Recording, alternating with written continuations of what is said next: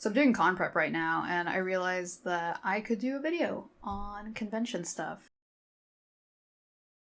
Oh, by the way, hello, I'm Spicy. I'm a full-time furry artist, and yeah, local possum. If you've done things like anime cons and comic cons, I might cover that later in a different video. But yeah, so this is just going in furry conventions, selling 2D art. All right. So, how to find out about cons? So, specifically furry cons right now.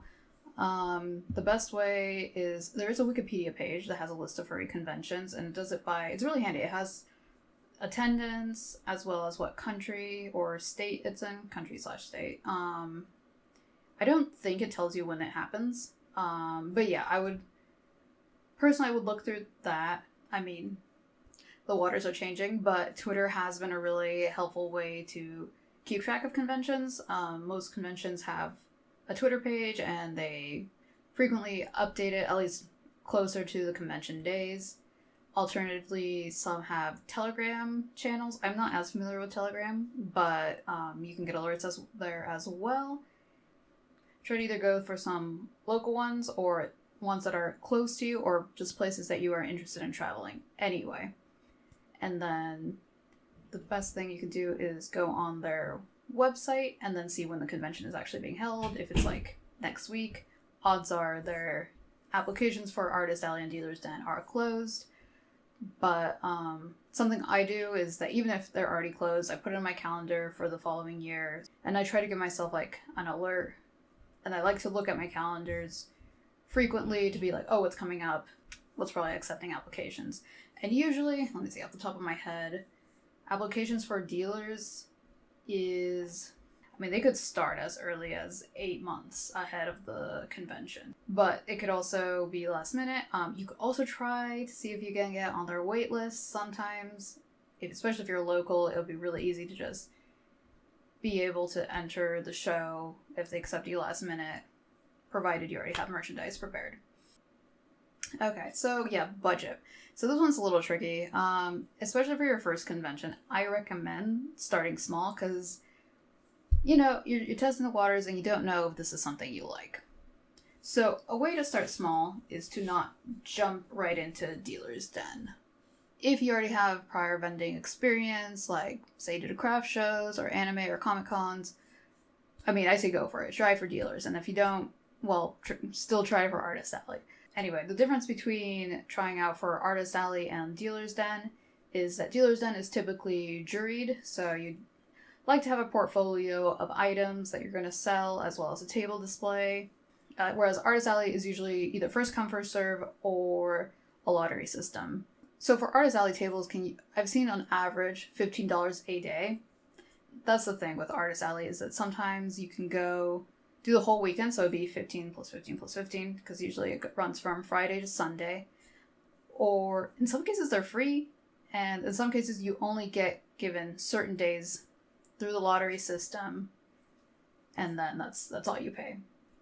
Whereas dealers, I feel like tables, I'm trying to remember, I think they go around to like 250 to 300, and then it starts increasing like the more tables you request. Like say you want 2 tables or a booth, which is usually a 10 by 10 foot area.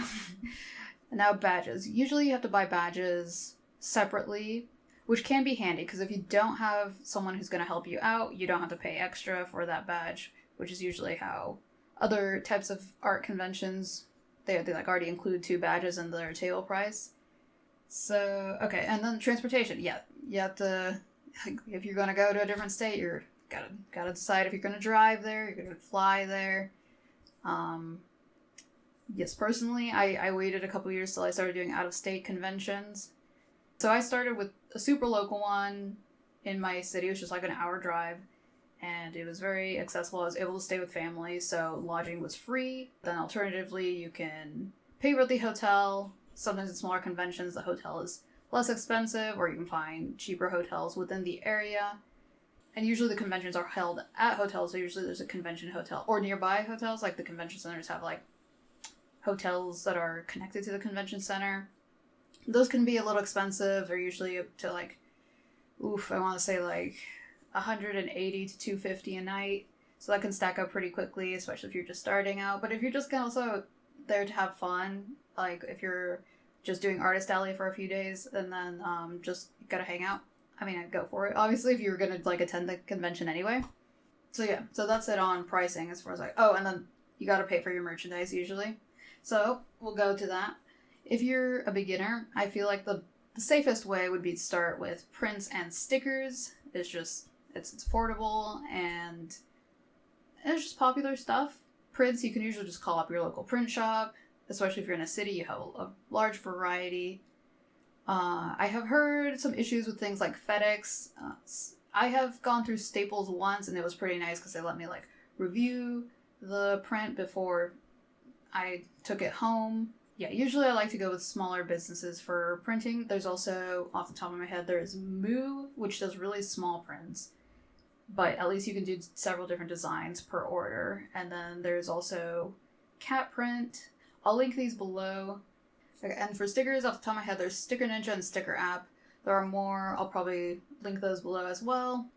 And then if you're feeling super, I don't know, spicy and you want to try some t-shirts, I mean, personally, I'd say wait on that because having to deal with sizing, it takes up a lot of space. But if it's a local convention, you could probably just easily drive it over there and it would be no big deal. But yeah, usually towns have a local screen printer, so you could probably contact them and then check the prices and stuff. Yeah, you can have your art on a shirt, and it's actually pretty cool and rewarding. Also, if you take custom commissions, I feel like that can really help boost your sales. If you have the energy to do at con commissions, I personally can't do that, so I do take-home commissions, meaning that, yes, I get everyone's information, they pay, and then I go home and then I start working on those commissions. Whereas at con commissions, as in the name, you'd work on them at the convention, and then they usually give it to the recipient. Displays. So my biggest suggestion is to not have your stuff lay flat because it's really hard to stand out from other tables. So for that, you can usually, well, to start off cheap, the best way is to use the rack displays. I guess the cube displays. You can usually find those at big box stores like Target, Kroger, aka Fred Meyer, where I'm from. I suppose Walmart, and then also like on websites such as like Amazon. A personal favorite, because I decided to invest in displays, is clear displays. I think that it's pretty cool because they're collapsible, and I do like the wooden aesthetic. They also have full acrylic ones.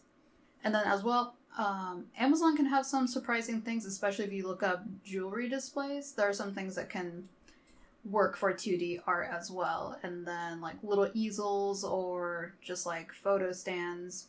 You gotta get creative sometimes. And then I recommend just like looking up table displays and you get a little bit of inspiration from that.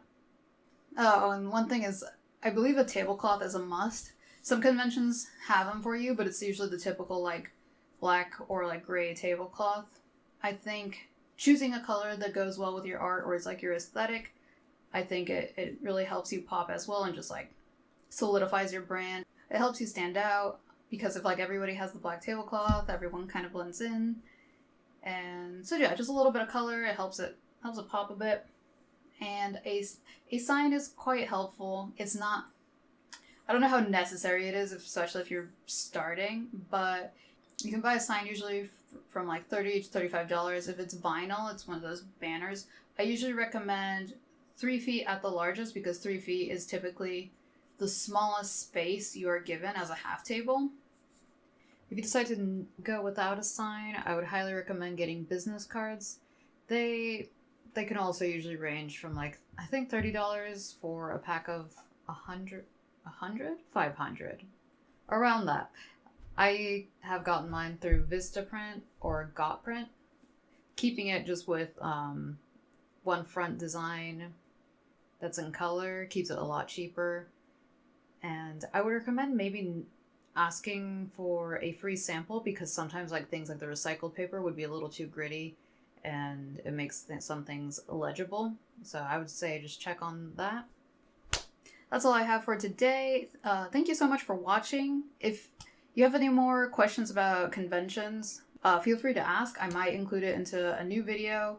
I've been thinking about making a tiny series on this because I haven't seen a lot for furry conventions. I see a lot for comic conventions and anime conventions, and I highly recommend checking those out as well because there is some crossover. But if there's any more specifically furry convention stuff, yeah, just let me know. Alright, well, I'll see you guys in the next video. I am actually trying to return to YouTube this time. My goal is 15 videos next year. We'll see. Maybe more. But yeah. See ya!